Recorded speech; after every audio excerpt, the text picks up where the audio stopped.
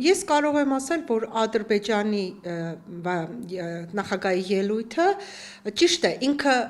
այսպես չի կարող խուսափել, որ երկրում պետք է լինի խաղաղություն, որովհետև ինքը ստորագրել է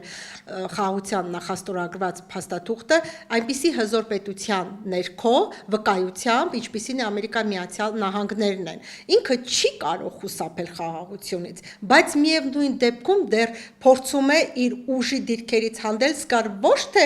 մեր հանդեպ, այլ ես կարող եմ ասել հենց իր ժողովրդի հանդեպ, ցույց է տալիս իր ուժը իր ժողովրդի նկատմամբ։ Ալիևը ուզի թե չուզի գնալու է խաղաղության։ Այլ տարբերակ չունի, որովհետև այդ տարբերակը պարտադրում է իրեն ամբողջ աշխարհը։ Եվ Եվրոմիությունը,